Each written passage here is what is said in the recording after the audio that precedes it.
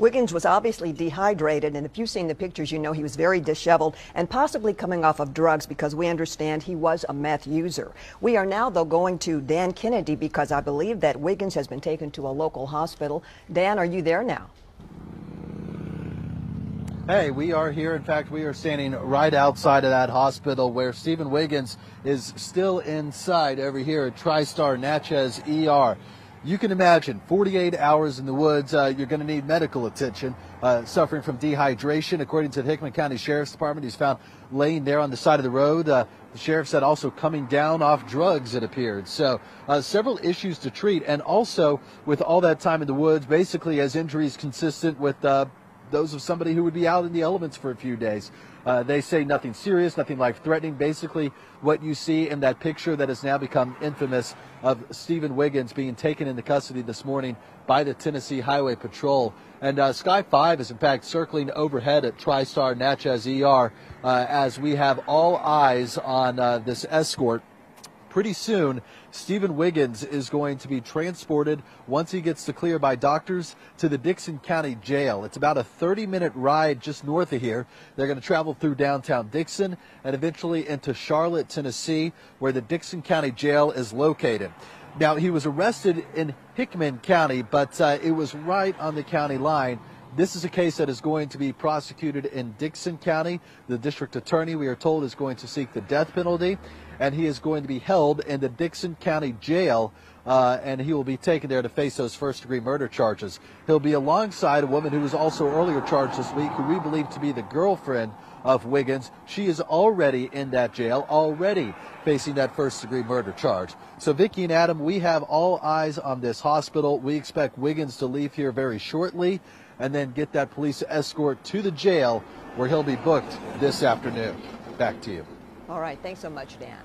I understand that Blake Rosnowski is near the area where he was actually arrested. Blake, what can you tell us? Well, Vicki, I can tell you that this is a very rural area. I'm here on Stinson Road, right at Tidwell Branch Road, and he was found just about a mile down behind me here, right on the county line between Hickman and Dickson County. As Dan was mentioning, that one of those troopers, his name's State Trooper Kevin Birch, he's only been with the Tennessee Highway Patrol for about a year, and he saw him on the side of the road there. He obviously looked disheveled, but again, like Dan was mentioning, those tattoos that we have been showing you for the last couple of days obviously stuck out, and he immediately got out and confronted him. Luckily, he was taken into custody without any incident.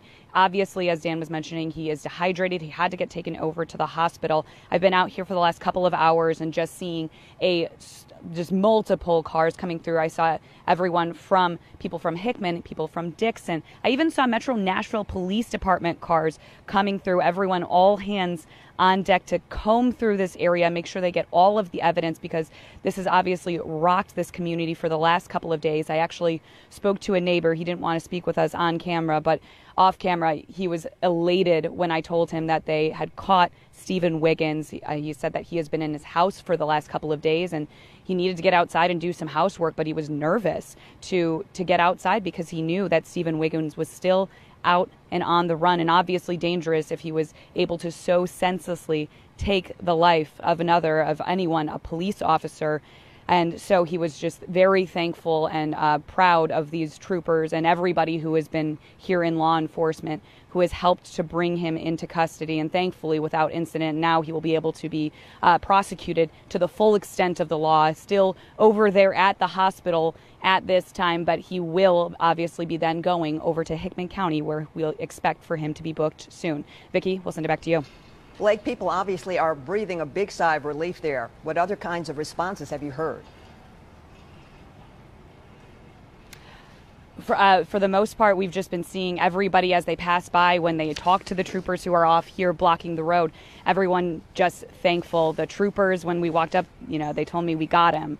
So everyone just really, really happy to know that this man is off the street.